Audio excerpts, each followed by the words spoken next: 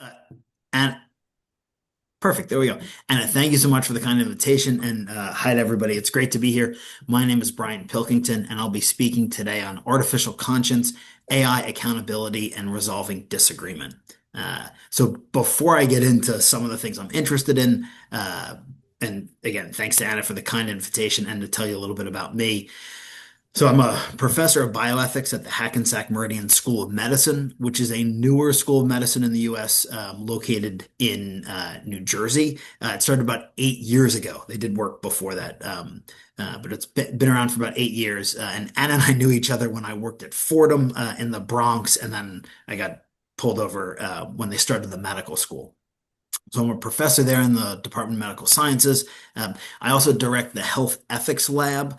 So it's an ethics lab that we created a couple years ago, which is interested in sort of very wide considerations associated with ethics and with health. So a lot of work on vulnerability, a lot of work on dignity, and a lot of work on conscience. But it's really a sort of medical student driven research lab. And I'm happy to share any papers. We've got a couple things on AI, but it's a diverse offering. We also, if you were here early, we were talking about in the little break before. I host the Health Ethics podcast, and I can share a link to that as well. We've had some really, really interesting folks on from all across the ethics spectrum. Some medical education heavy hitters like Tom Naska. We've had Fred Hafferty, all kinds of folks, and then some really, really excellent bioethicists. Bob Trug's been on, Keisha Ray, so it's a nice smattering of conversations. I guess a little more about my background. In addition to ethics, my PhD's in philosophy, so that's the lens that I look at these issues through. I've become in the last few years very interested in healthcare professionalism, so I'll mention professionalism in the talk today. And I'm the editor-in-chief of the Academy, which is the publication of the Academy for Professionalism in Healthcare, the big professionalism organization in the U.S. I'm the editor-in-chief of their publication. So if people are interested in that, I can send that your way as well. And thanks, Anna. So it's not as much of a shameless plug, but my book just came out in October. First one. So if you've written a book before, I would take any advice on promotion or sort of getting the word out there. I'll touch on some of the arguments that are in the book in the talk today, but it's about conscientious practice, or if you're more familiar, it's a bit about conscientious objection in medicine. I don't think that conception works all of the time, and so I prefer conscientious practice and how we sort of think through that in a world where there are deep disagreements. And so some of that will come up today. Oh, and I should say, since I mentioned where I work and all that, I don't believe I have any conflicts, and I'm only speaking for myself, not any of the organizations I work for, write for, teach at, or anything like that. Um, all right, so that's me. Oh, and please jump in if folks have questions. I'll talk for a while, work us through some arguments, and I'll try to stop so there's time for questions at the end. But if there are issues or anything like that, and raise your hand or yell. All right, so I'm going to minimize people just so I can see on my slide. There we go. Okay, so again, this is on the title is Artificial Conscience, and what I'm trying to do today is bring together a couple of different strands of research interests. I'm very interested in conscience and questions of conscience in healthcare. That's what the book is about, and I'm very interested in disagreement. I've done a little bit of work on AI, primarily with colleagues who know a bunch. And given the theme of the conference, or the school, this winter school, I've peppered in some of the AI considerations as well. So I'm really interested in disagreements that arise between AI systems and health professionals. When we're thinking about AI, given my interest in conscience and disagreement, that's what piques my interest. In the course of caring for patients. As I mentioned, my day job, I teach medical students, I teach ethics. So the sort of patient-centered focus that the medical students have, that's where I think the interesting ethical considerations arise. Though there may come a time when such divergences are easily reconcilable or no longer occur, right? If you think we can figure out the black box of AI, if we can really understand what's going on, and there can be communication back and forth in a fruitful, I guess, honest is a little tricky, and trustworthy way. Maybe this isn't an issue, but I think right now it is. There's a current need for procedures to resolve such differences, and that's what I'll talk about today. So in this presentation, I want to talk about models for resolving disagreement between these AI systems and health professionals, and how we might think about them. We'll talk about a bunch of possible models. I'll argue that structural and other external features of both AI systems and healthcare delivery must be considered in order to understand how to best remedy potential divergences in assessment, judgment, and determinations. So the framework articulated is going to be applied during our current context, and that's a time that I think is in flux. And so I think of this as a work of transition ethics, and I'll say a little bit about what I mean for that. So this was the abstract. This is what I promised, and let's see if I can do some of these things in the next hour and a half or hour and 20 minutes or however much time we have left. So I want to think about a case, right? I spend most of my day hanging out with medical students, so I'm interested, and they're always interested in cases. And as a PhD, I'm not an MD or a practicing clinician of any sort. I sort of work through hypothetical cases or things folks bring to me. And so I'm wondering about a very general kind of case. Suppose that Dr. S and Dr. R disagree about whether to X or to Y as they operate on a patient. So imagine there's some surgical procedure that's required, and it's a complicated enough thing that two surgeons are working, and they diverge on the direction the surgical procedure could take. If folks, I don't know if we have any surgeons on the line, unmute and yell, and you can fix up my medicine. But it may be where to cut, it may be where to resect, it may be how wide to take certain kinds of tissues relative to a tumor. It may be, I mean, there's a variety of possible decisions. And as I've come to spend time and write with some surgeons, I've understood how complicated some of the decision processes are. So how do you adjudicate this disagreement? We've got two physicians. One says cut here, the other says absolutely not, you have to cut here. So I think this case in some ways is easier. It's at least easier to lay out some of the possibilities. So let's suppose, due to time demands of the surgical intervention, X, right, cutting here, as opposed to Y, cutting there, may be chosen. And it's chosen because it's the choice of Dr. X. So we might prefer, or we might defer to one human being. Why? Well, there are a host of reasons we could offer. I think at least three are fairly common. So it might be that we defer to the more seasoned surgeon. So maybe a surgeon's been practicing for, Dr. S might have been practicing for longer than Dr. R, has familiarity with these kinds of cases more, right? We defer to the expert in a way. Not that they're not both experts in certain sorts, but we defer to the more seasoned expert. It might also be the case that we defer to Dr. S because the patient is theirs. Dr. R is assisting on a complicated surgery, but there's a relationship between Dr. S and the patient where there's a certain kind of ownership over the decisions that ought to be made, or a certain amount of accountability. It may also just be the case that Dr. S is the surgeon of record and Dr. R is an assistant, again, maybe in training of some sorts. So these are three possible ways that we might resolve, or at least move forward with disagreement when we have two human beings disagreeing. Now, and so call these three models of resolving human-human disagreement. In each of these instances, a procedure is in place, and I think these are fairly common, to move beyond disagreement based on reasons that are accessible to all. And I think that's going to do some work. So you may disagree that it's appropriate to defer in these kinds of cases, but I think, at least for everybody in our class today, I think these should all be sensible.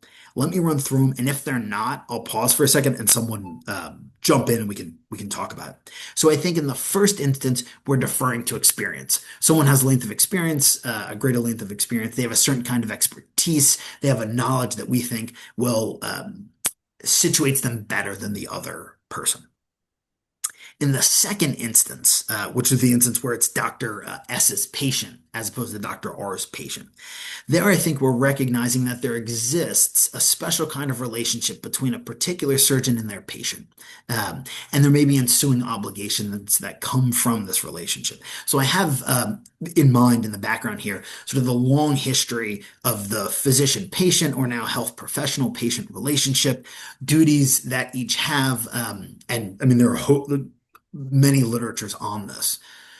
Whether the doctor-patient relationship, or physician-patient, healthcare practitioner-patient relationship, um, is no longer as powerful, or those ethical demands are no longer as salient as they once were, we could fight about that. But I think, or I hope that's recognizable. And the third simply has to do with stated hierarchies of the roles of each surgeon in the particular case. One is the surgeon of record, the other is an assistant. And so it might just be that, look, there's disagreement, we can't move past it. Actually, let me get four and then I'll jump back to three. So the fourth possibility, and this is the best option, right, is that Dr. S shares with Dr. R something about the surgery which Dr. R didn't notice. Oh, you didn't see that. Again, I'm not a surgeon. This particular vein was occluded, or of course we wouldn't cut that duct. We should cut this duct. That, it looked like it was the right duct, but it's not. And so Dr. S explains this, right? And they explain their reasoning to Dr. R, who, after evaluating what's shared and visualized, agrees, right? So fourth is the best option, right? If we get agreement, if we can reconcile. If not, we move through one of these other adjudication procedures. And so three, why I jumped to four first, three might be the most ethically concerning or ethically problematic because it's simply in virtue of a particular hierarchy. It's not, and we need a justification for the hierarchy. And it may be that the assistant is actually seeing something that the surgeon of record is not, right? It isn't an appeal to expertise. It isn't an appeal to a special relationship where we might think that the physician, the surgeon, has a better understanding of what's going on with the patient and their values in that. So these are some models for adjudicating disagreement. There might be objections to these being the right kinds of models, but I think at least, or I hope, it's understandable. Before I jump in, I'll throw one other thing in a moment. Are we good so far, just in terms of understanding? Everybody, all right, great. Thank you, Anna. Thank you. All right, good. So what if the decision to X or to Y to do a particular kind of surgery is value laden? That is, what if a professional appeals to conscience in response to one of the models for adjudication or to one of the options? So it turns out, right, it's more complicated, a lot of these situations, than simply making a cut. And we have a host of value-laden and interesting debates that go on within surgical ethics. There are famous cases of surgeon. There's always someone who's really good at something, right? So I think there's a famous case of an opera singer. You might have a famous case of a baseball player. I like baseball, even though Pete Alonso just left the Mets. If you're a New York baseball fan, it brings tears to everyone, including my daughter's eyes. We've lost the polar bear. But if you have someone who's wonderful at something, and God forbid, they end up with cancer and so require a tumor to be taken out. And the famous case of the opera singer, informed consent runs through. I'm sure everybody in school is familiar with informed consent. Everyone's good. Surgeon takes out the tumor. Opera singer can never again sing in the way that she did. And is very, very upset about this. Didn't fully understand the implications of the surgery. So where you actually make the cuts, how much tissue you take may depend upon the particular values, right? And maybe the same as if Pete Alonso has, cancer in his back or something like that, some sort of spinal issue, and you're sort of wondering where to do it. So these are value laden. What if someone says, "Oh, I think this surgery is too risky"? Right. So, for reasons related to conscience, we can fight about whether conscience has to be religious, moral, if it can be something within sort of professional practice. Most folks think the first one. I think that's not right. But again, we can fight about this stuff. So suppose someone said, no, no, no. As a conscientious physician, I'm not going to do X. I think this is too dangerous for some kind of reason, or this goes against my personal beliefs. What do we do then? And here I'll pause. I'm building up sort of the concerns around conscience, and then we're going to jump back into sort of the AI stuff. So let's take a step back and think about sort of some basic considerations of conscience. Let me pull up videos of everybody. Have folks run into the conscience literature? Do you know this stuff? Yes, no, maybe so. Some, maybe not too much. Okay, good, good, good. I wasn't going to repeat the whole, the book and all that stuff if we had conscience experts. And this is the thing I'm really interested in. So yell if I go too far. Okay, so Um, Considerations of conscience, at least in the circles that I know, which is often in the US, sometimes outside of the US, talk about folks who have particular kinds of obligations to treat patients in certain sorts of ways, and then find those particular forms of treatment to be objectionable for personal sorts of reasons. That's a little bit sloppy. Most folks writing on the topic today say this is because practitioners or professionals, there's sort of a host of people that might fall into this category, maybe even health systems. There's some really interesting bioethicists writing about institutional conscience. The lead guy is Jason Wasserman, so worth Googling. Wasserman has some really good bioethics stuff. And so they think, well, how do you navigate this tension or this disagreement? Bryan really is interested in this kind of surgery. Dr. Anna doesn't offer this, even though other doctors of her stripe do. How do we navigate this, right? It creates logistical challenges. Dr. Anna can't be on when Bryan comes in. We need somebody else to be on call, yada, yada, yada, right? And so there's this tension, or at least a lot of folks have noticed a tension.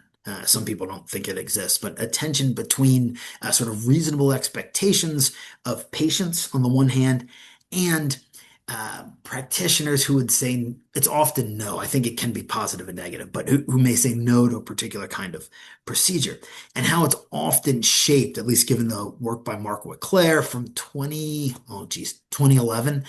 You can Google, he's a big book from Cambridge on conscientious objection. Um, it's sort of framed as someone always objecting to something because, and we should respect this because of their integrity. So we want to respect, maintain, uphold the integrity of healthcare practitioners, just like we would want to do of persons in general. So if I find it just really, really terrible, to take a goofy example, to support the Yankees, let's run with baseball. I just can't. It really is sort of deeply upsetting to me. It changes the way I think about my projects. It changes my life. It sort of harms me. If it violates my integrity, you think, well, Bryan shouldn't have to go to Yankees games, right? That's a goofy example. When you talk about weighty healthcare decisions, it's real stuff for real folks. So that's the background. That's how the conversations usually go. And so folks will say things like, well, no, never let healthcare practitioners say no or yes to things that run against patients' values and views. Other folks think you can. It's fairly common to have a compromise position. And this is, well, depends on how you interpret some of these things. But so some kind of compromise position where you say, and it usually involves referrals. So Bryan, Anna's not going to do Bryan's procedure, and then we defer to Nicole or something like that. I have a different take. So let me tell you about that for a minute and what led me, sort of the dialectic that led me to this take, and then we'll jump back into some of the AI stuff. Um, all right, I hear somebody clicking in. Everybody good? See, does anyone have a question? Okay, muted. Good. Gotcha. Okay. All right. So I frame things differently. I think, and a lot of this is in the book. And so again, thank you, Anna, for letting me plug the book. I think of it in two ways. I think of conscience dissenters, and these are folks in favor of or who argue for the primacy of professional standards, civil laws, and patient autonomy. Often there are some other things that might fall in the category over conscientious practice of individual professionals. And then there are conscience protectors who will give priority to the conscientious practice of individual practitioners. So do you defer to the practitioner and try to accommodate that person in light of respect for integrity or whatever it might be? Or do you say, no, we're just going to follow the standards, whatever the patient goes for?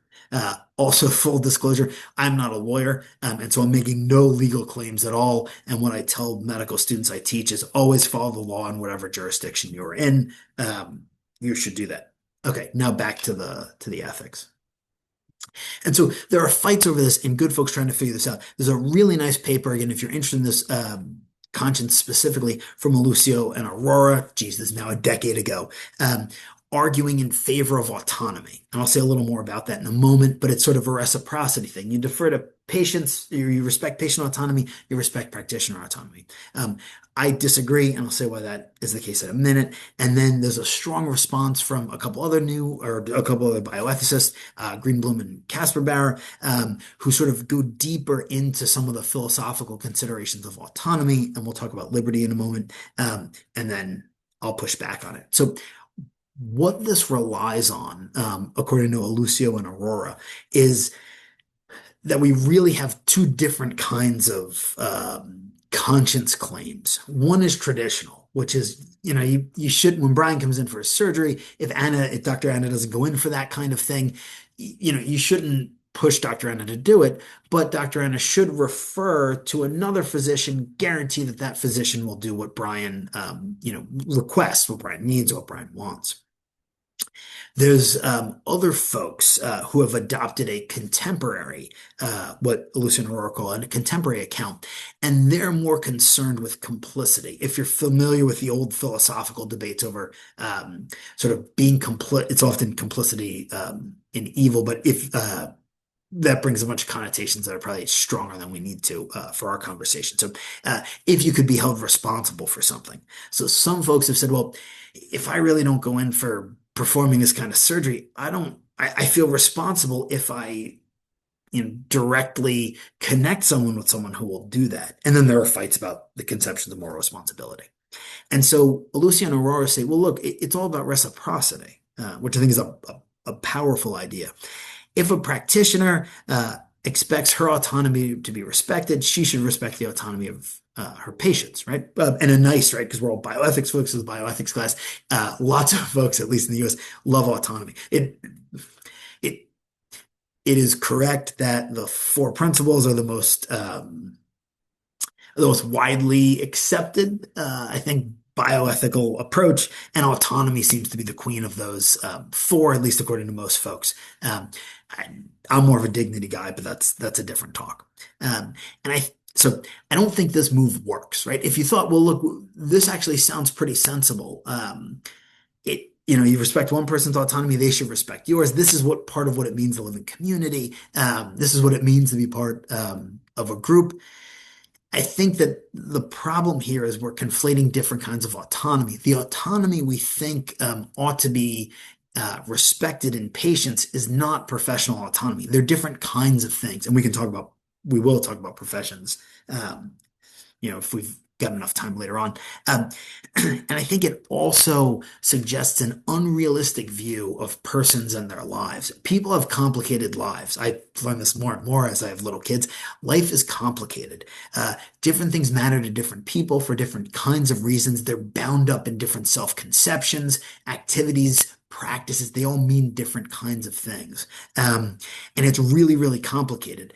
And I think for this kind of bioethical analysis, you need to basically think of persons as just lists of values. Brian cares about this sort of thing with respect to end of life, this sort of thing with respect to New York baseball, and you get values bumping up. So it's Brian's value versus Dr. Anna's value. And I think it's too simplistic and gets it wrong. And in the background, really, and this is sort of the main argument of the book, I think we've gone in the wrong direction in most of our conversations around conscience in um, medicine and healthcare more generally. I think it's really about moral responsibility. But anyway, so that's move one. I don't think it works. And so then there's this interesting development, sort of a few years later, when Greenblum and Kasperbauer wrote this big paper saying, look, autonomy is really liberty. It's really about independence. That's what we mean. So let's be careful. Yeah, maybe there's some conflation there. Maybe there's not conflation. Maybe there's disagreement. Or sorry, maybe there's an equivocation that's a bit strong, but a better word. On profession or on autonomy and professional autonomy, we're talking about different things. They're not the same scale. Maybe they're incommensurable. We're talking past each other. So they say, look, value conflicts are always decided in favor of the patient. So this is great. I mean, it's great in the sense that it's straightforward. I'm really interested in disagreement. We're worried about disagreement and conscience and AI in this session. You just do whatever the patient wants as the response. And they say, and I'm quoting here, and I can send people the reference, I think it's in the bibliography at the end. Patients, by contrast, enter their physician's office with an understanding that the physician's professional judgment, not their privately held values, will determine the advice they receive. Thus, the value imposition on physicians is not only permissible, but in some cases necessary for adequate care. Super straightforward, and I love the clarity. It's always the patient. Yes, a physician's values may be imposed upon. Yes, their integrity might be violated. Yes, right. all the lists on that's not a problem because the way that we set up sort of the balance, it always favors the patient. And it's for a few different reasons. Partly in the background, um, they're thinking of healthcare practitioners. And I think it's interesting to think about this in different parts of the globe where there are different conceptions of what healthcare work is. They're thinking of healthcare practitioners as either public or semi-public employees. So in the way that a public official is required to do X in light of the office that they hold, physicians and healthcare practitioners, it's the same. I don't think this works again because I think it's really about moral responsibility, and because I think if we try to resolve this value disagreement merely by saying, well, one side wins, I think it lacks nuance and doesn't take seriously the interesting debates that occur. Um, all right, so this next point, just as I flesh out some of the considerations on conscience, and this is more a clarity point, so all my cards are on the table. Just about everyone that I have run into who's talked about this work thinks that religious views are the reason for debates over conscience, at least in medicine and at least in the US. The big paper for, again, for folks interested in sort of deeply interested in conscience, that sort of got everybody fighting about this again was from the New England Journal of Medicine. I want to say 2017, 2018, by Ezekiel Emanuel and Ronit Stahl. And the title is something like Physicians, Not Conscripts. And so they argue that just like in war, someone might, or in situations of war, someone might conscientiously object. Well, physicians are trying to do it, but those situations are very different. And so there's no conscientious objection recourse. Again, I think of conscientious practice, not objection. And so there's no recourse, no option for physicians. And they have what I think is a fairly snarky and somewhat disrespectful line saying that if you have any issues with this, if you're a healthcare professional and you think, there's just some deeply held values that I have. They say, well, go be a radiologist. Radiologists seem like they do good work and might have values on their own. So anyway, that's a bit to the side. So they're a really, really nice example of, I think, a conscience dissenter. And they'll say things like, in a professional context, personal religious convictions are secondary. And I think in many ways this is right, but I think if we take it all the way to its conclusion, as lots of folks do in these debates, we end up with healthcare professionals who are bifurcated. They act in one way at home, they act in a very different way, or are required to act in a very different way in the office. It causes challenges if there are, I'll say what I don't think it's about just about religion in a minute, but if you think about it more broadly about personal philosophical views, religious views, whatever your own values and commitments are, if it's those values and commitments that led you to work in healthcare in the first place, right, there are tensions arising. Um, Now, there are cases that Stahl and Emanuel offer, and I think it's a little, and I don't think the argument is clear. I think they're I think it's a quick move. It's sort of it's I'll come up with the right word before we end this class. But and the cases just don't work. So they talk about Jehovah's Witness surgeons who would not be interested in offering blood products in a surgery. Now, I suspect, again, because we're in a bioethics class, most folks are familiar with claims associated with Jehovah's Witness about not a lack of interest, in fact, a deep moral and religious objection to receiving blood products. At least many identified Jehovah's Witnesses will make this claim. That's about receiving blood products for one's own. It may be the case that a Jehovah's Witness, practicing Jehovah's Witness, who's also a surgeon, would prefer not to use blood products on others, but that might just be something different. It's really about moral responsibility and how someone conceives of that. Another case they have, they use terms which, if you look it up, they use terms which I think are not the most respectful. So we'll just say LDS nurses is their case. And so you may, if you're a nurse who might work with an alcoholic, and they say, well, LDS nurses aren't going to be working with alcoholics because folks of the Church of Jesus Christ of Latter-day Saints don't imbibe. Well, if you don't drink, it doesn't mean that you wouldn't or would be opposed to working with folks who were alcoholics. And they run a similar line for have a similar discussion for folks who are Jewish and pharmacists with selling gel pills encased in gelatin, which weren't kosher. Again, it may be that folks within any of these religious traditions would not themselves engage in the activity, and maybe that um, for friends, colleagues, others who are practicing the way they do, that they would not be interested. They would sort of advise them against it, but it doesn't mean that they might not offer those services to other people. Again, it's all around moral responsibility. And at least the religious folks and religious traditions I've run into, they're complicated. They're diverse. You have people who identify according to particular religious or personal philosophical schools, and there are different normative implications to how they understand the principles of their personal views, their faith, whatever that might be. So I think it's important, I think, in our conversation to put that to the side, because just about everybody talking in this space thinks it's all about religion, and that's where there's fights over conscience. And again, if you're interested, there's a big chunk of the book that argues that religion's really a red herring. It sends us in the wrong direction in thinking about conscience.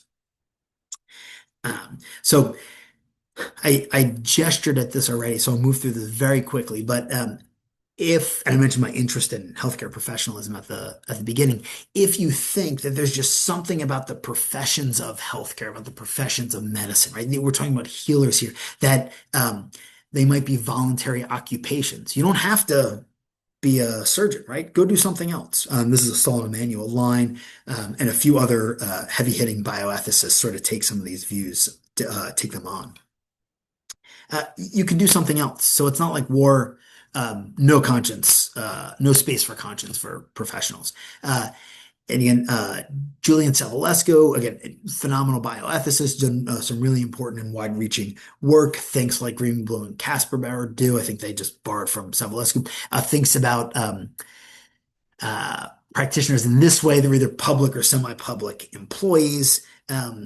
And so if you're of the school that you think healthcare is a vocation, to use some old language, or a calling, to use some other kinds of language that is involved in different sorts of traditions, that's not going to fly. And some folks, this is fairly provocative, the way they analyze this suggests that what it is to be in the healthcare space without any conscience availability, you're just a commodities.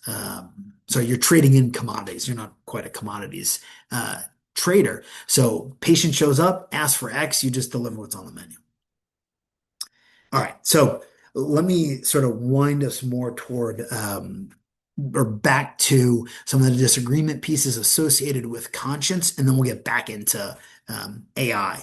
I'll pause there for a second so I can have a sip of water. Are we good so far? There's a lot of stuff. Good, good. Charlotte's nodding. People are nodding. Awesome. Thank you. Nods are great. Good, good, good, good. Awesome. And again, I flag some of these things because a number of these are controversial views. So the idea that religion isn't connected or doesn't have anything to do with conscience is the one that gets me in trouble. Most folks don't think that that's the case, right? So in the Q&A, push me on it. I'd love to talk more. It could be that I'm wrong about this. It's just that's where the arguments have led me. And so for folks who are practicing healthcare, folks interested in healthcare, how we think about professions, I think you can see matters here, and we'll see a little bit more, and how professionals resolve disagreement matters, especially if we think that we should defer to their conscience in a certain way. Even if you think you shouldn't, it's going to matter. So smart people disagree. Well-meaning and smart people disagree. There are lots of reasons why we might have disagreements. Sometimes they're friendly, sometimes they're not. And so I think in the current socio-political context in the US and the current global context, I think we can see lots and lots of deep conflicts. And bioethicists, I think this is fair, as a field, have looked more and more into considerations of disagreement and conflict. So there's a lot of good work out there if you're interested in this stuff. And a PubMed search or a Google search should get you some good things. or email me. I'll stick my email. I'm happy to share stuff. So if you think, right, if you're in this space thinking about conscience, thinking about disagreement, we have to resolve it. And in some ways, the case we started with, that surgical case, is fairly straightforward, even if some of the arguments you would disagree with some of the methods or models of adjudication, especially that hierarchical one. I'm not a big hierarchies guy, so that I think there's some problems there, but it's at least understandable. If you don't go in for those, or you think, well, geez, what about all the other possible situations when folks might disagree? It's pretty particular. You might critique me. Well, sure, that we can come up with ways where two surgeons who have gone to similar kinds of schools, right? They've gone to medical schools, they've gone to similar training institutions, they've done similar fellowships, they spend their days doing similar kinds of activity. That's pretty small. What about wider considerations of disagreement, right? So if that's a great point, right? We'll need to adjudicate these. And the question is where? Does it happen in professions? So what we really want is not, and some of this will matter, a little early signposting for how algorithms get encoded with particular kinds of values and which algorithms are running at which healthcare system to deliver which kind of information to the practitioner who's about to yada, yada, yada. You guys probably know how this goes. So where, right? What's the location? Is it a profession? Do we want all the surgeons to get together to make a determination about where cuts happen or which kinds of values are truly part of the profession of surgery? Or maybe surgery is a sub-profession. And now we need to have this conversation among physicians or among healthcare workers. How do people do that? This is actually Stahl and Emanuel's move in that paper, which is a really, really nice paper. The argument's terrible, but it's a really, really nice paper and easily accessible via the New England Journal. And they say, look, just figure it out in professions and run reflective equilibrium, which is another model, is our fourth model we'll talk about in a little bit, a model for adjudicating disagreement. But it can't really be, oh, awesome, someone's throwing polls in. That's great. Thank you, thank you. This is good stuff. Okay, so where we go. Well, now I'm going to be like staring at the board. Yeah, please do. And like I said, most people disagree with me on this. I'm a bit of an oddball for this stuff. So great. Yeah. And whoever's throwing the polls in, pull anything. This is awesome. Some people think it's in professional associations, but at least if you look at the US, place I live, most physicians, even if you just take physicians, most physicians are not members of the American Medical Association. Last I checked, it was less than a quarter. It might even be smaller. So it's not clear professional associations properly represent enough of the category that's supposed to matter. There are arguments there, and there's a bunch in the book on that. Good. Okay, Q&A, we'll fight about this because it looks like if you're tracking, 70% of folks think religion is involved, 30% think no. That's actually higher no's than I thought. Good. How might you do it? So Stahl and Emanuel run Rawlsian reflective equilibrium. We'll hit that in a moment. Some people think you practically reason through diverse disciplinary stakeholders. Mike Parker out of Oxford has some good stuff on this. We'll touch on that in a moment. Or maybe you just fight it out and pick one, right? That's the Greenbaum Kasperbauer move. It's just patience. So what do we do? Where does the burden of proof lie? A lot of times people will push a compromise position. They'll suggest we want to respect folks' integrity. We want to respect the demands and needs of patients. So run referrals if there are any problems. And most views will require some kind of authenticity check. So if you're following along the slides, this is 3 sub 2 sub 3. Sorry, I should have done Roman numerals or letters. So some people will say, look, you got to make it publicly available. So it's sub 2, right? The publicity stuff or a publicity constraint on respecting conscience. So I get to say, look, I'm not going to go in for this or that kind of procedure. I won't do these sorts of surgeries. I won't treat these kinds of challenges, health challenges or healthcare issues patients have. I won't do these sorts of things, but you got to tell people in advance. You put up a big sign. And so you patients have reasonable expectations. There's also this authenticity requirement. And folks have different kinds of words for this, but usually, at least out of Wicklair and others, they talk about deeply held beliefs.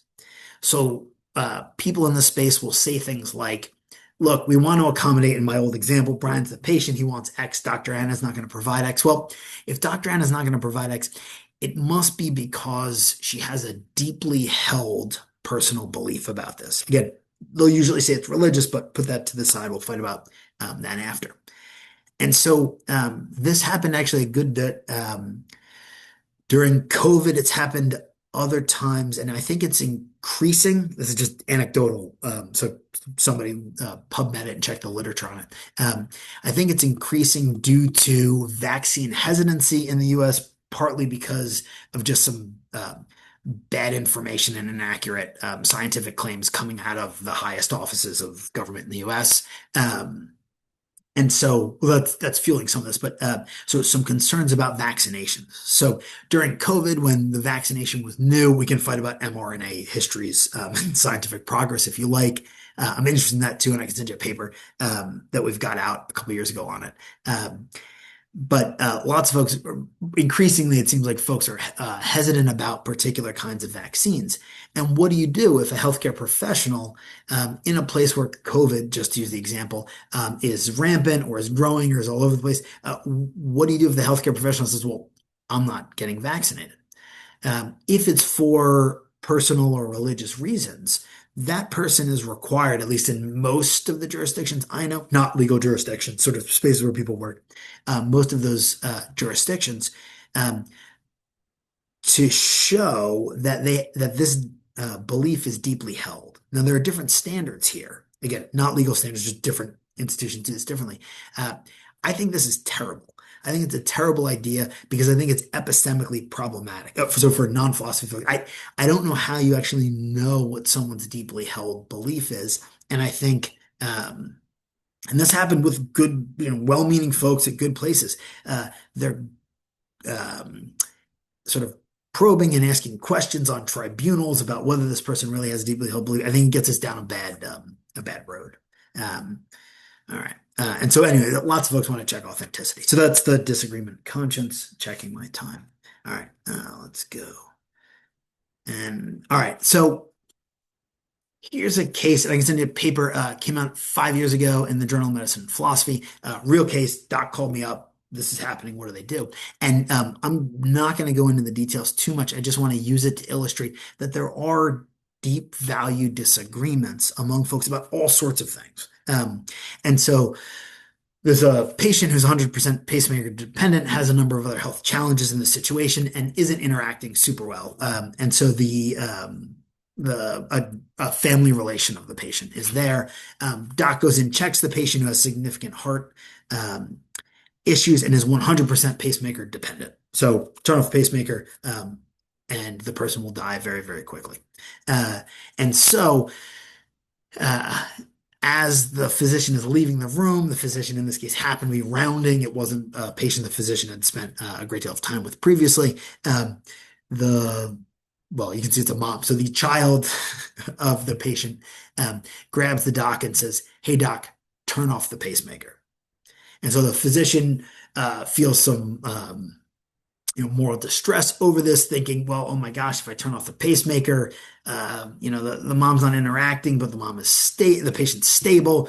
The child, we want to go to the child to find out what the patient really would want, but I don't know if I should turn off the pacemaker. And the express views of the physician in this case were that the physician would be ending the patient's life. I believe the physician used the language of killing the patient. That's again controversial and problematic, but that's what the patient felt. And CID is the cardiac device that's implanted.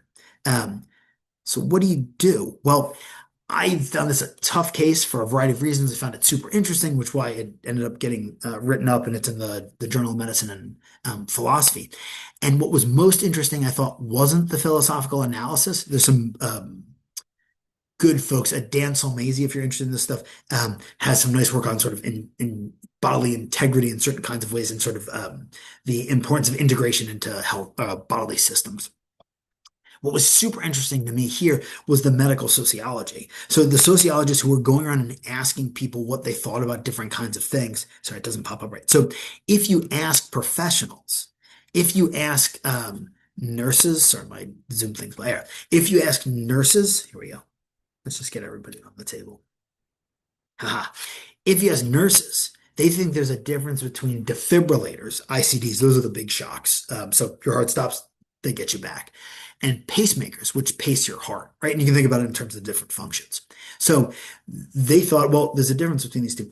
If you look at at least in the US, the leading heart society at the time the paper came out, the Cardiologist Society says there's no difference in these things. In fact, docs can turn them off all the time. It's not a big deal. You're not killing the patient. You're not even trying to. All you're doing is turning off a piece of tech.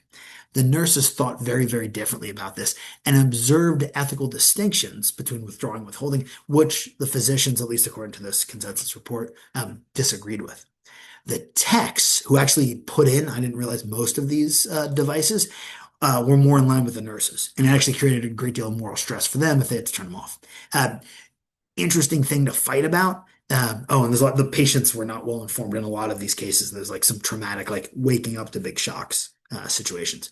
But the key here is that we're talking about medical professionals, right? Not as narrow as just two surgeons practicing on the same patient, but professions that contribute to healthcare practice in a very significant way with very, very different kinds of views. So how do we navigate this? We don't just have physicians and a particular physician, healthcare practitioner, team of practitioners. We have all sorts of folks who might have different, might disagree. And again, so this brings us back to my suggestion, which is I think it's better to think about conscientious practice as opposed to just conscientious objection. And I think terms are always loaded, right? These terms are loaded to sort of push you to my view because conscience protector sounds nicer than conscience dissenters. But I really do think that there's something about healthcare practitioners, about the stress they go under, and I think we should defer to them in certain kinds of ways in lots of instances. And I think where many of us go wrong, many of the field has gone wrong in talking about conscience, is that it doesn't pay as much attention to moral responsibility. It spends a lot of time talking about religion, which may matter for some folks, and in the Q&A we can talk about this, but I don't think that's where the tension lies. All right, so up to point 3, and I've talked at you for a while. Anna, yell when I should stop talking and do Q&A, or we'll sort of keep running. So how do we adjudicate this? And I think it's going to get more complicated when we're not just talking about persons. We're not just talking about human beings. We're not talking any of those. There's a question in the background. Can we apply any of the models I've suggested to a set of algorithms to artificial intelligence? I'll be sloppy and talk about artificial intelligence. We all know there's a variety of different algorithms which might be employed in a variety of different ways toward a variety of different ends in a variety of different systems, right? So that's a catch-all, and it might matter for some things and not others. Again, it's just speaking generally. So I think we're in a time of transition. And so I'll say a little bit about transition ethics because I think that that matters. Occasionally when I've suggested this, folks have said, oh, ethics shouldn't change depending on what time you're in. I'm not again, we're all bioethics interested. I'm not a situationist. I don't think you just sort of reinvent the ethics wheel every time you bump into a new case. But I do think when we lack certain kinds of information, when we may be sort of mid-paradigm shift, if you like the Kuhnian philosophy of science stuff, ethics there might be different kinds of ethical considerations. So call this transition ethics. I'm sure there are better terms. To illustrate this, how I'm thinking about this is deeply influenced by some political arguments for political philosophy, not current fights, or political theory arguments for anticipated change. And I've been thinking for other kinds of reasons about some old fights mainly in the US around liberalism and welfare liberalism and the work of John Rawls and Robert Nozick. Again, anyone email me if you haven't bumped into this stuff. I can send you citations and things that might be helpful. I think part of the reason I'm picking these, I think lots of folks, if you bumped into philosophy, have bumped into this. And so so folks talk about rectification of injustice. If you're familiar with more global attempts or attempts across the globe at disagreement, there's a great deal of work, and I think more work now in the circles I'm in restorative justice, which often relies on or comes from indigenous practices in different kinds of places, and restorative circles and these sorts of things, which folks might be familiar with. So give me 3 or 4 minutes to do this Rawls and Nozick song and dance in this fight over pattern principles. And I think that'll help illustrate how we're in a transition ethics frame. And then we'll jump back to the AI stuff. All right. So lots of folks in these spaces, right? What does work in a variety of international disagreements? Lots of bioethicists, developers, others, all folks are in, there's the AI Bill of Rights, there are these kinds of things. So folks are interested in rights. And that's actually a nice place to think about transition ethics. So let me pull up videos again quickly. Just nod or wave or anything. Have folks run into roles in the original position? Yes, no, maybe so. No, no, no. Great. All right. So 2 minutes on Rawls. So John Rawls is an American political philosopher. Yeah, we'll leave it there. He's writing the big book comes out, Theory of Justice, I think is 1971. Someone can check. Maybe it's 1973. And had come out with a bunch of stuff until he passed away in the early 2000s. So he's trying to figure out how to come up with principles of justice for the basic structure of society. And the machinery he created, different folks have used in different ways, but lots of people think it's helpful to resolve disagreement. And so he suggests this thing called the original position, which if you've run into arguments in political philosophy or political science, or just read widely in sort of history, sometimes people will rely on what they call a state of nature as an argumentative time. It's not a specific time in history. It's like, let's start from the beginning and how might you build up stuff. That's kind of the move. And so Rawls says, look, right, let's think about this thing called an original position. And we could actually get everybody in this class, right? So suppose you wanted to figure out something like, it works better in person when you can talk about food. I'm very food motivated, so it's usually pizza focused. But suppose you want to figure out like what time should Brian's lecture be today? And different people have different obligations and commitments, so there's all sorts of different debates over it. Or how should we divide up certain kinds of things, right? And so Rawls says, look, everybody gets a vote. Everybody counts, everybody gets a vote. So you just vote. And so someone should offer a principle, right? So Brian says, look, we should do it according to people who are wearing ties. Those are the people who should choose when the time is, okay? And Anna says, no, we should do it according to whoever has the most complicated schedule, right? And Nicole says, no, no, no, we should do it based on where you are geographically and what your time is, right? All kinds of different views.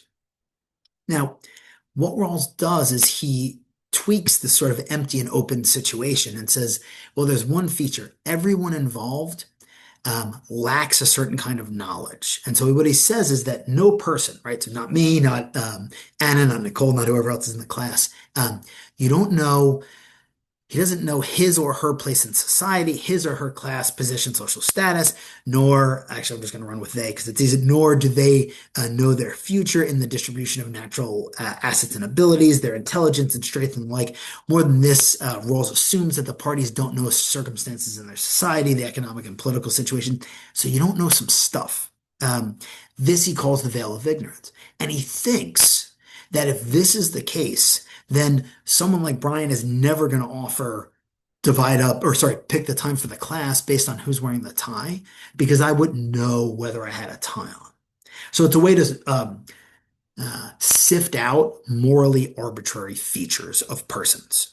And so we don't end up preferring folks for certain kinds of reasons which shouldn't be relevant to our ethical descriptions. Where you happen to be situated globally, given timeframes, might matter. Whether you wear a tie shouldn't matter. Right? Ethically. And so the original position is this hypothetical situation through which we might reason about these kinds of principles. And this veil of ignorance refers to the things which people don't know. And Rawls includes on this wealth, income, certain kinds of preferences, including religious, as well as gender, race, all kinds of things, all sorts of features that connect up to person's identities. And so just to illustrate this, he says, look, suppose we had a big spaghetti and suppose you want to divide up stuff, how much pizza there is. You can tell him we're getting close to lunch and I'm really thinking about pizza. Anna mentioned I used to teach at Fordham, so I spent a lot of time in the Bronx, which is really, really good pizza. I don't teach there anymore, which is, the great lament. And so suppose you could come up with 4 societies on this kind of model. How do we figure out deep disagreements about values relative to resource allocation? right?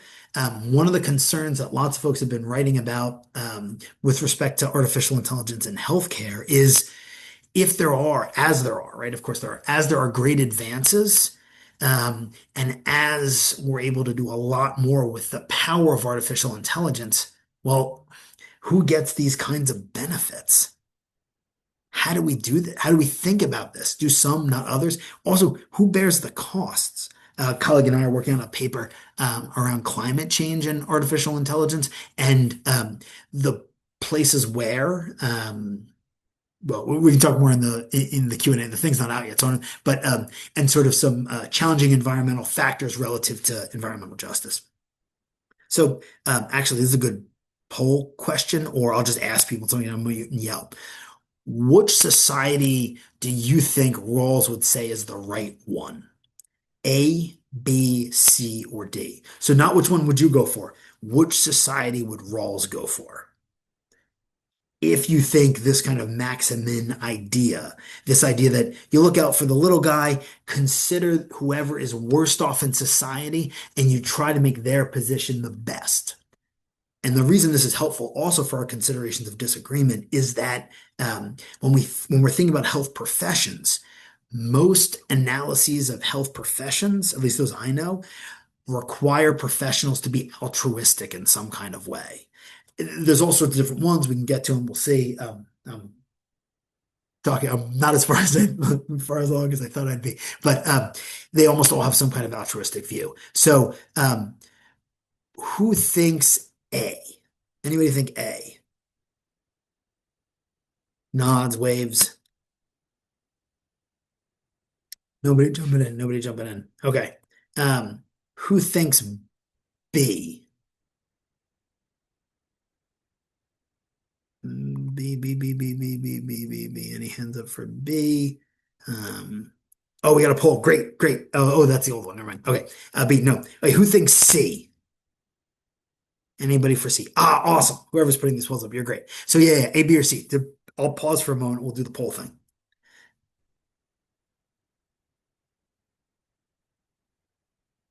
All right, we got two people. Jump in the poll if you can. I'll give it another minute. We got a C, a D, a couple of Bs.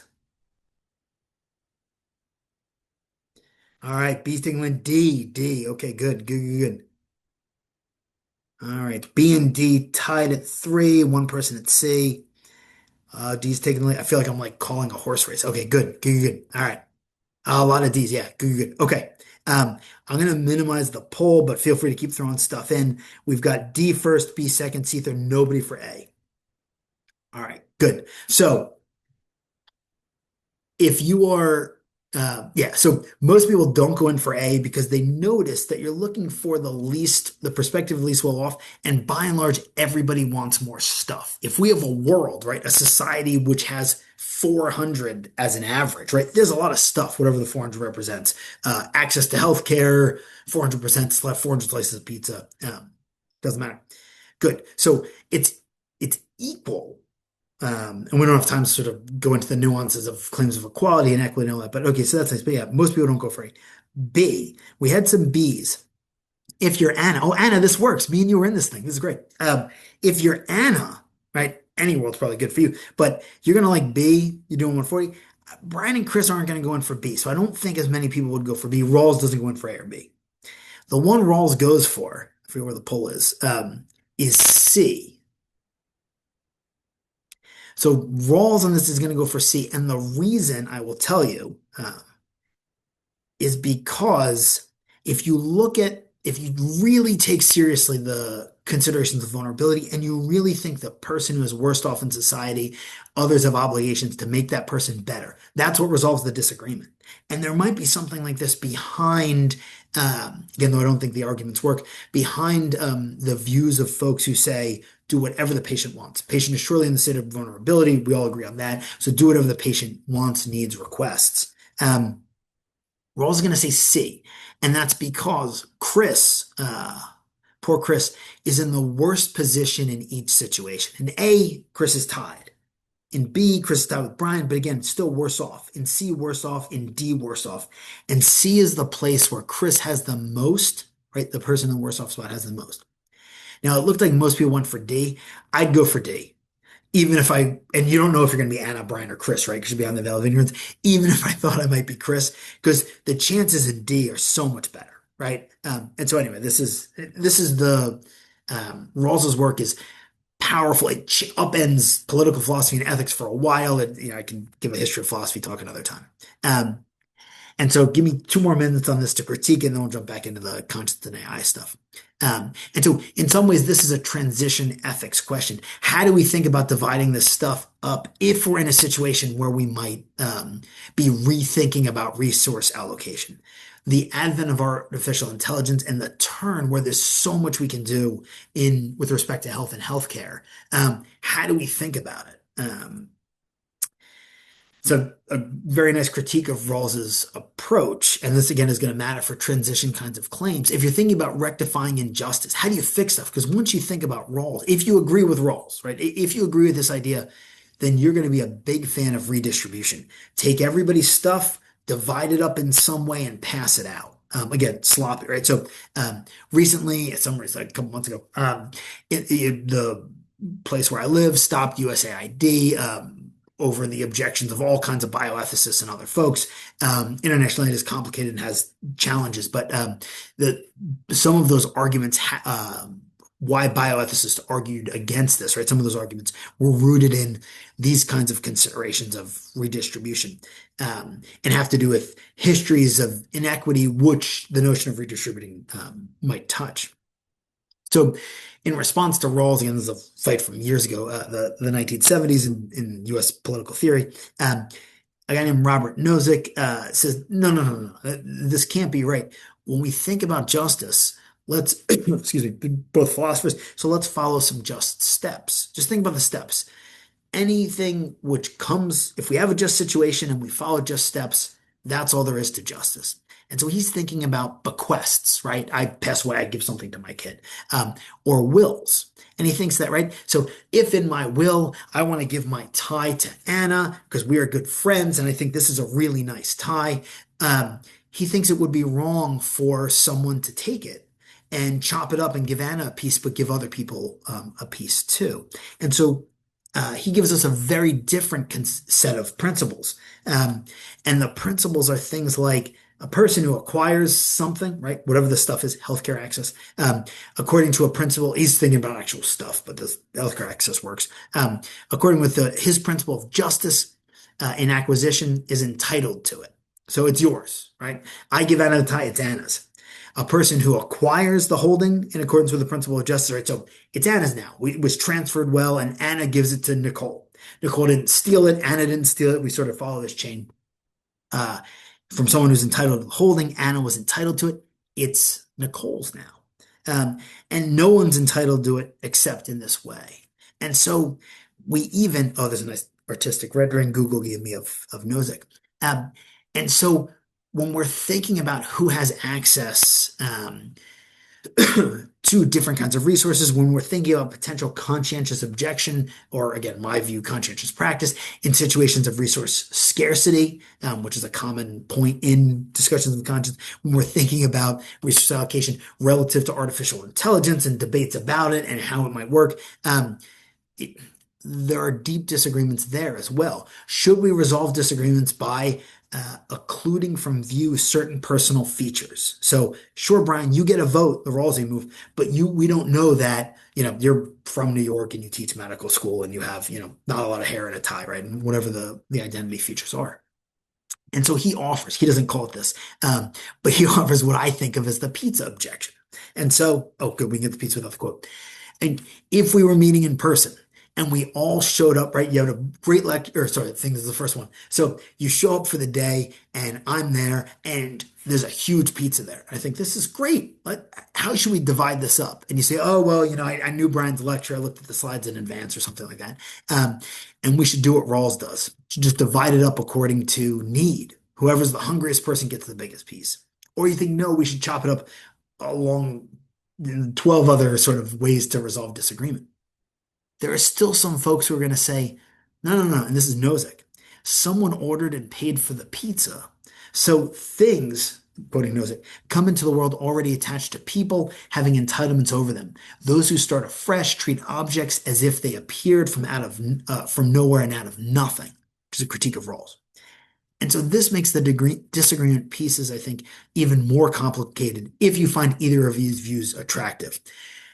I'm not a Rawlsian. I think there are problems with the arguments, but I also think we should divide up stuff and give it to people. So I'm still working it all out. But this is a powerful objection. And points to pattern principles and the history that exist right here. A goofy example in terms of pizza, but folks have ownership over certain kinds of things, and then we can fight about conceptions of ownership. Anyway, so the disagreement goes deep. We're in a state of transition if we adopt any of these then new, not new now. But if you adopt a new kind of thinking around how you should do this, about how you should divide up stuff, it's going to change how you think about these things. If you then have a principle of rectification, which Nozick has, though he spends 2 pages out of a huge book on it, how do you get back to the norm? How do you rectify a history of injustices if it turns out folks took taxes and took away from Anna and then Nicole parts of my tie? Or if it turns out that folks gained a great deal of wealth on by exploiting others or on the backs of others, or some way that didn't run in accord with just interactions. There's a lot. Anyway, so let's continue forward. Okay, so back to the disagreement stuff. Actually, I'm going to skip. Well, okay, we'll do this in quickly, and I'll try to stop Ryan and yell, and I'll wrap up in a minute if we need it for questions. But so, how would we resolve disagreement? So I hope I've offered a couple models for resolving disagreement, then really laid into how challenging disagreement can be, and what a couple of different philosophers and other folks have said, professionals, health professionals, around how we might think about it. And so you might think that there are ways, right? The sort of black box, what we know about what might,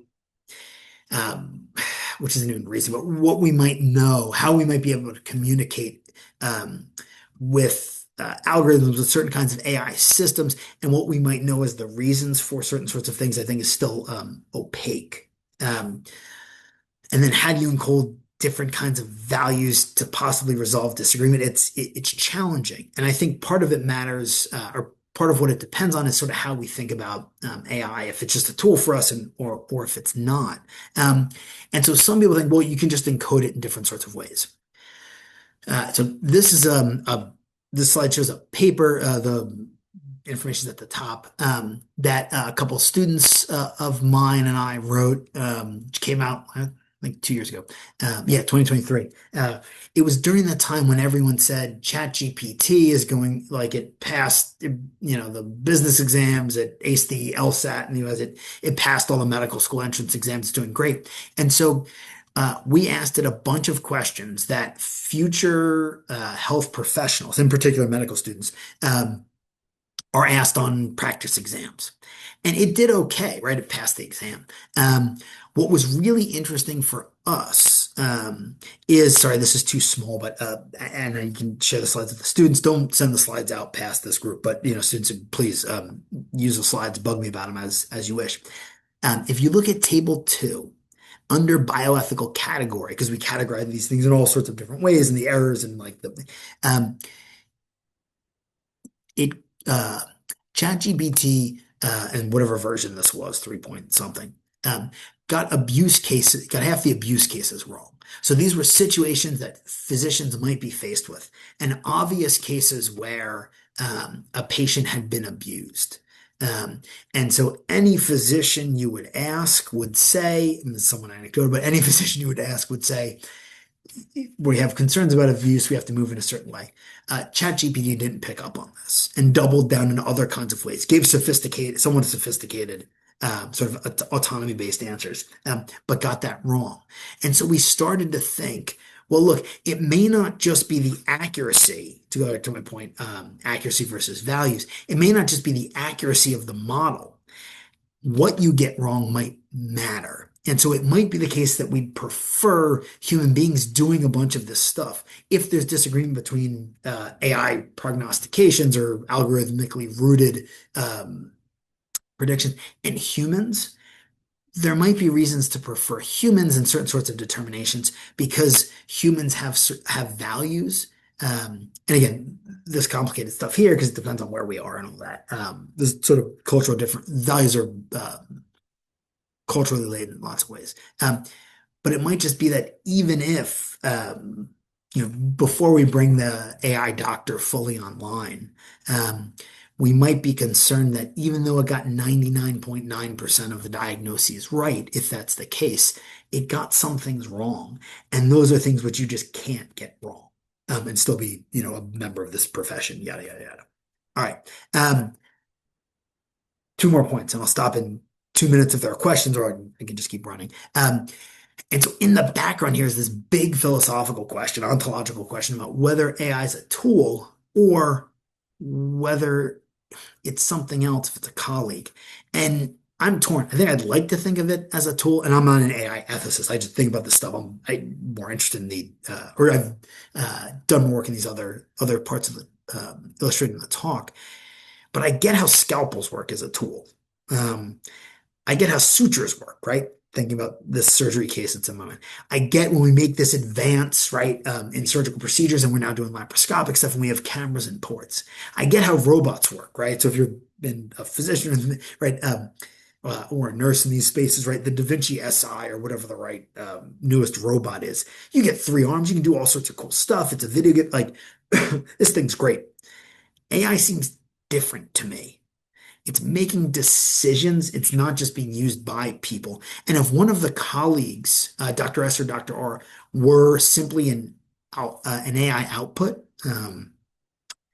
if it were, right, you got a million cameras in the new surgical suite and the AI is prompting something, or it's even running robotic arms and it disagrees with Dr. S or R, who I think S was the lead one. Um, what do you do? How do you resolve that kind of disagreement? Because the AI is not going to be able to tell you exactly what its reasoning is, or if it does, it might tell you something which isn't um, what you want to hear and isn't actually what did the work, right? This is the snow leopard problem that folks who are interested in AI are probably familiar with, where it looked like somebody will know this better or Google it. It looked like some algorithm was properly predicting the sickest patients, but it turns out it was just actually not mapping on to any of the medical details. It's just where the nurses put this patient in the ICU. And it turns out they always put the sickest patient from their own judgment in one particular bed closest to them. So like anyway, there's a lot to say here. And so I think we might ask, is AI really a tool, or should we think of it as a professional colleague if it's making these kind of determinations, or if our determinations are based on this kind of algorithmic work? Um, if it's a colleague, it should, and I'll be quick here to leave a few minutes for Q&A. It's got to do the professionalism and the ethics stuff. It better be encoded in all these kinds of ways. But developers don't have these sorts of obligations. Physicians, healthcare practitioners, nurses, right? Lots of healthcare folks have oaths or professions or have a code of some kind. Developers don't with respect to people. And so if it's just a tool, no problem. The surgeon's ethics run the show. But if it's more, how are we supposed to think about this? If it's supposed to be accountable, right? How are we supposed to think about this? Who is accountable? And I'm going to skip through these so you can look at the slides later and feel free to email me. Some surgeons in Canada a bit ago came up with sort of what it would be to display professionalism in surgery. Christian et al. Whatever, 15 years ago, 17 years ago. And I think these hold up, but they don't work for AI, especially the bolded ones, I think are especially tricky. It would be tough to respect clinical autonomy, to respect the physician's determination in these kinds of cases, again, because we don't have any way to resolve disagreement. And there's more here too. Again,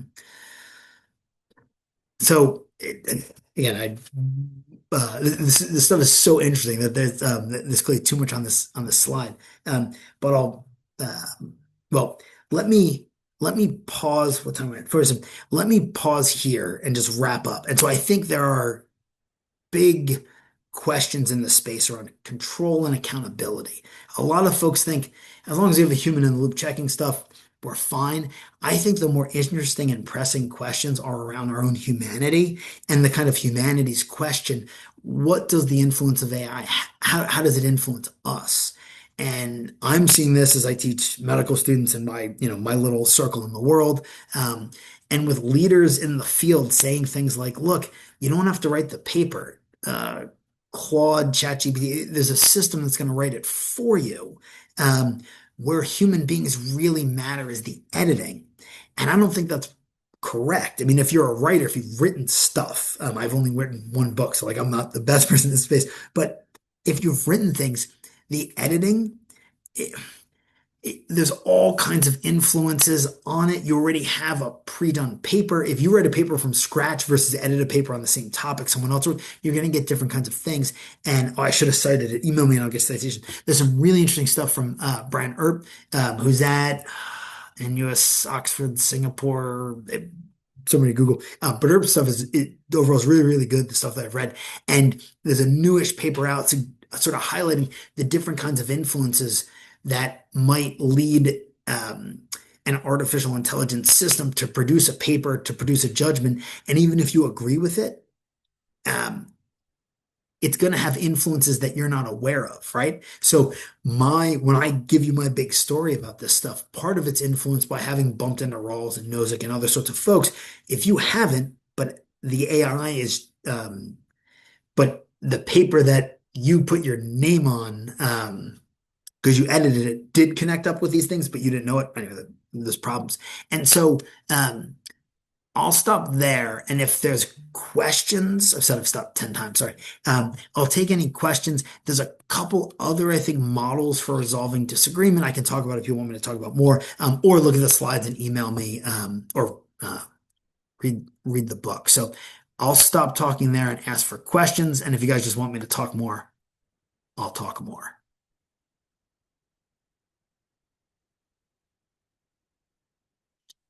Questions, comments, complaints? You want more bioethical models for resolving disagreement?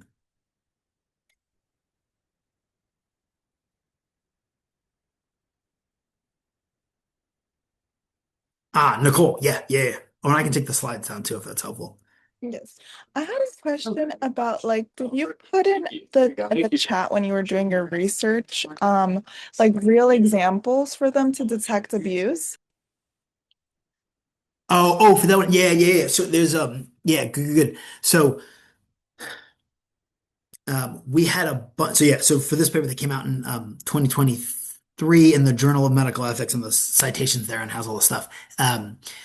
Yeah, so there are question banks here. Let me stop sharing and then I can read. Actually, I'll reshare the stuff. Let me pull it up. That'll probably be easier.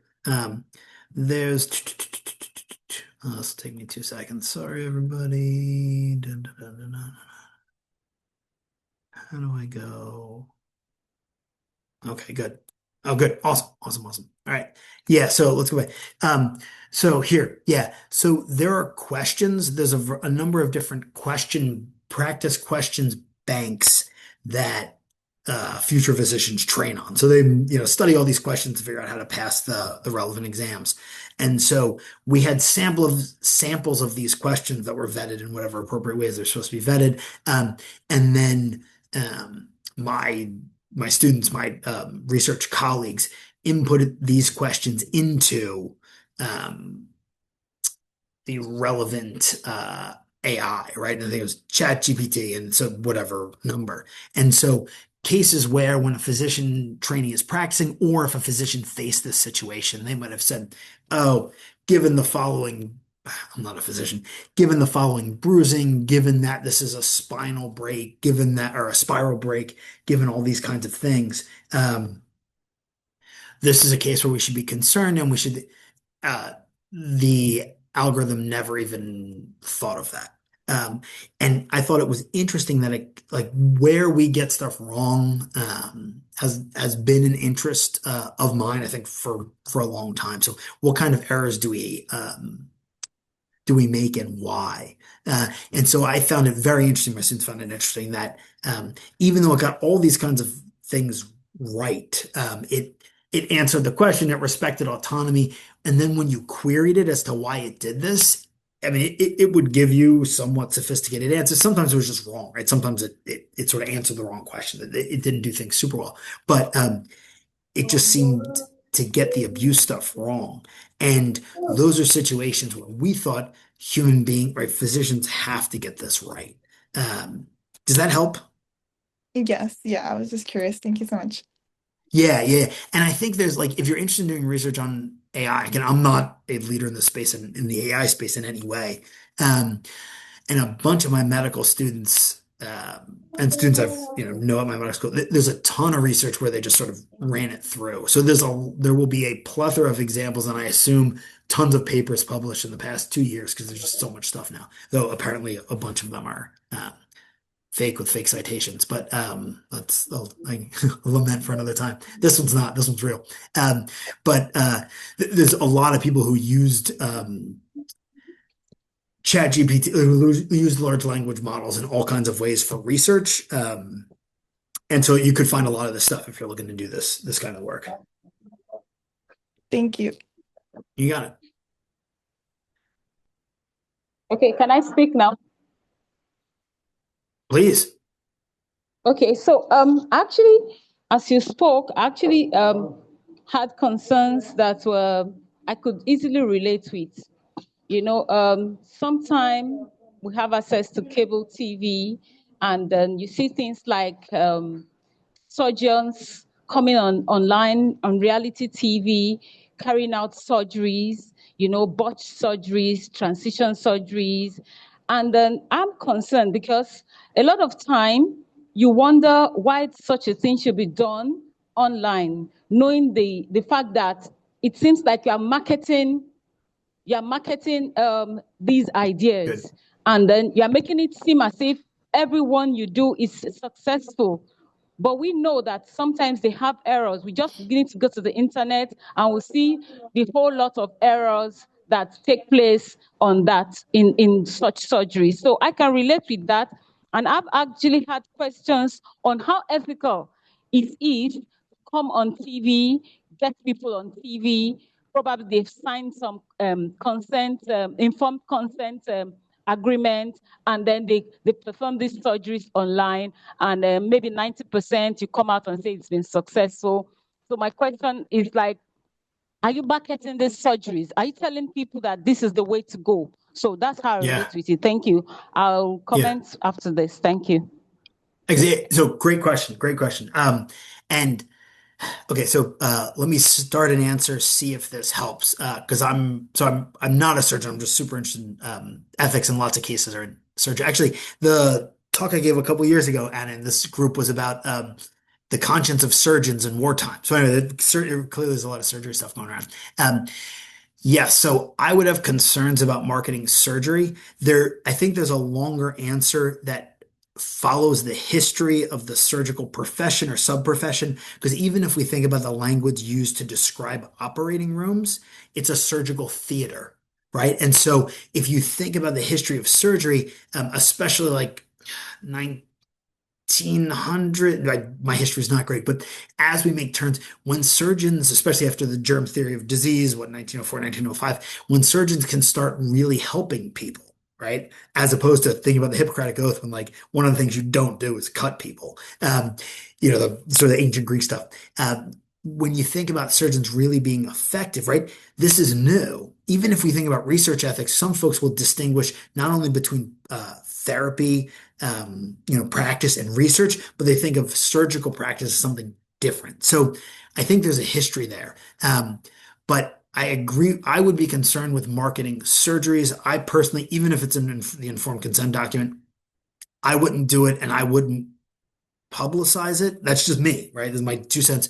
And part of it has to do with what I've read in the literature around the the influential power of certain kinds of things, or what I've seen. I mean, I'll joke with my wife and friends, like, if there's a commercial for pizza on a TV, 15 minutes later, I feel like pizza. Like, I'm very susceptible to these kinds of things. And if you look at the research, Paul Applebaum, I think he was at Columbia or NYU. And if you Google Paul Applebaum, who did a bunch of work on this, is the person who came up with the therapeutic misconception, the two kinds, the sort of that idea.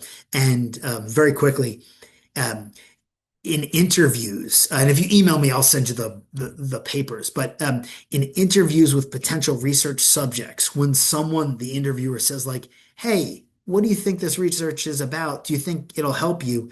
Do you think you'll get the drug they're testing?" People will say things like, "Yes, I'm going to get it," even though the informed consent document says you don't know if it's going to get it. It's a double-blind study. And when some people were interviewed, they would still say things. This is just from Avalanche transcripts, like, "Oh yeah, of course, because I really need it." And so I think it illustrates a misconception, and I think it illustrates the power of influence, especially on television. So that was a long answer to say, yes, I share your concern. I think we can be influenced in all kinds of ways.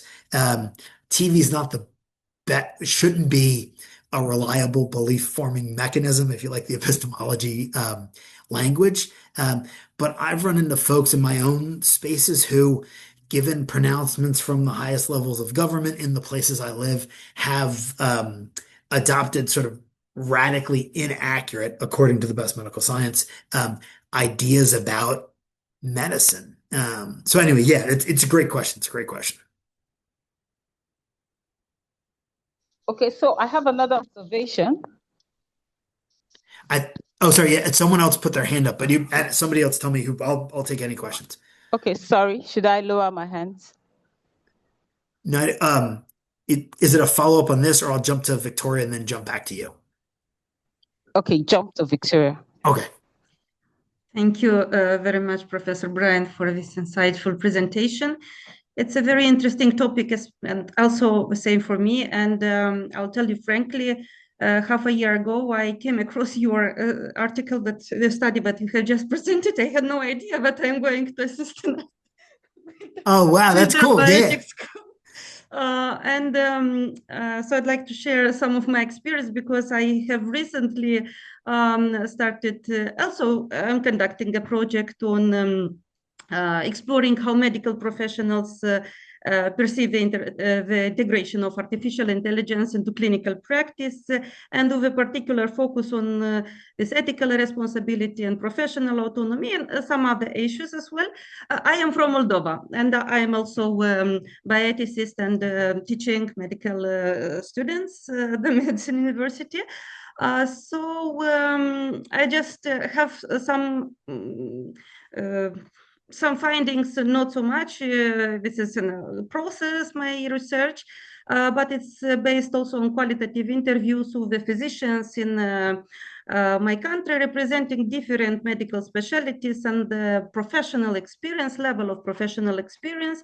So I tried not to measure the technical knowledge, but I was more interested in how doctors make moral sense of artificial intelligence. So how they understand its role and its limits, and the impact on their identity as clinicians. So one of the key findings is that physicians do not primarily perceive artificial intelligence as a threat, but as more as a powerful tool that raises new forms of responsibility. So many of my doctors emphasized that artificial intelligence may support diagnosis or decision making, but cannot replace clinical judgment and moral reasoning or accountability. Also they mentioned a kind of threat to loss of professional autonomy, and especially in contexts where algorithms may be imposed, maybe institutionally. So they were thinking about this as a threat. So the physicians do not fear of technology itself, but of being reduced to operations of algorithmic outputs rather than reflective moral legends. So it's just some of my reflections. I was just trying to integrate into your presentations, a very good one. So I am looking forward to go back to it and to see what else we can, what other issues I can address in my study here in Moldova. So thank you very much for this presentation. Thank you. Oh, sure. And shoot me an email. Let's follow up, because I'm interested in your work as well. What you're doing sounds similar to colleagues that I know and sort of trying to understand what physicians think about AI and some of the concerns you've laid out. I don't know the physician perspective literature super, sort of preference literature super well, but that's it mirrors what other folks have said. And then I'm curious what happens at the next stage. So physicians still want, or healthcare practitioners generally, they want professional autonomy. They're concerned about it. And this was in the end of the presentation. I should have gone faster, cut some of the middle bits out. But sort of how do we reconcile disagreement once the algorithm is running? So there are cases, I have colleagues who now receive information that's pushed to them. So you show up and you open the medical chart, right? In the US, most of the places have Epic, it's an electronic medical chart, and it dings. Oh, Dr. Victoria finds out that Brian, even though I came in for a sprained ankle, there's a 64% chance I'm going to die in the next 6 months, and it doesn't tell you why. Right. And so, like, there are factors that it's tracking based on blah, blah, blah, blah, 10,000 data points and all that stuff, but you don't know the information. So, anyway, like, there's so much that physicians will have to do, and whether they're able to maintain their own professionalism, profession, accountability, and use it as a tool. Especially, I forgot that folks did a study recently, and it's just left my brain. But where I think AI by itself, and whatever the study was run for that, actually performed better than AI human collaborations. And that was a point some people were waiting for. Because if AI is going to be useful for physicians, awesome. And I think the last 2 years when I've talked to docs, oh, if I have AI, I might be better. They're super excited they can help patients. Now it's better by itself. How do you think? Anyway, that's a lot. But shoot me a note. I'd love to read the work when it's out because it sounds super interesting. I'll email you for sure. Excellent. Thank you. Thank you. Any other question? I know we go till noon. I don't want to keep people. I've got to run in 5 minutes for class, but I have 5 more minutes and would be happy to chat with folks if there are other questions. Okay, finally, I just want to ask the question. By the way, I'm streaming from Nigeria. I've been a researcher in transgender. I've been doing a lot of studies, but I had actually written a paper previously on computers and humans, and I came across the work of Alan Turing, where he was trying to say the day we get computers or artificial intelligence to think like humans, then they will be considered as humans. So my question here is, does this mean that we have now elevated the position? Have we concluded that artificial intelligence is comparable to human consciousness? Great question. I don't have a good answer to that question. I think no. I know a little bit of the Turing stuff, but it's been and I know that line. I don't think we are there. There are much smarter and more careful technologists and philosophers of technology who have thought about what it would be for, philosophers like the term persons as opposed to human beings because persons have a particular set of features. What happens if, the artificial intelligence system starts doing the kinds of things that we think make someone count as a person? How do you count them? And there's a host, which is interesting. I mean, it's not empirical work, but there's a host of literature in science fiction which appears very like it may have sort of called this 50 years ago or whatever else. So it's a good question. I don't know. It still seems to me like a tool. I'm still a people person. And I'd still actually rather go see a doctor who is human than interact with a set of algorithms. But yeah, I mean, I think that it's a big empirical question. And then once there's an answer to it, there's a bunch of normative implications that follow. But yeah, sorry, I don't have the answer.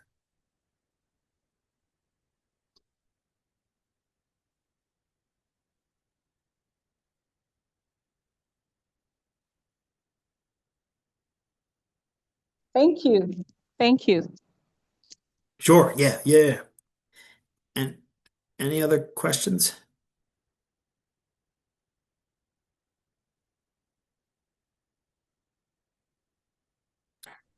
as you're in a hurry, I have to thank you, Bryan, for this very, very interesting presentation. In a sense, it followed the presentation that we had yesterday about Excellent. consciousness, the professor I told you about, right? Yes, yes. We will have future schools, and maybe we will invite you again, Giordano. So, yeah, thank you so much. You're in a hurry. We're going to have some testimonials, and maybe we will organize a school faster. Last year we couldn't do it. And then we're maybe a webinar. What about the webinar? Wonderful. Yeah, wonderful, wonderful. You come with your presentation, and then we invite Giordano. He's a big senior. He's old. Not that. Oh, if they hear me, is that I'm old too. No, Jonathan Moreno all the time is speaking about the age that we met 40 years ago now. So I can invite him. He's a friend of Jonathan, you. And let me think of another one. And we throw a webinar. Excellent. Always happy to chat with this group. You guys are great. No, but it's a big question, around the world with this artificial intelligence and consciousness. Yeah. Philosophers who do sort of philosophy of technology work, I think, would have the layout pretty well. I mean, I have interest in what we would do once we make those kinds of determinations. But I think that you'd probably want someone like that who can sort of say, this is what counts as, being really having consciousness. And maybe we can invite a surgeon. Hey, there you go. There you go. Some are online. Abu Dhabi, I saw one. Yeah, there's a bunch. Yeah. All right. Thank you so much. Ciao. Great to see you all.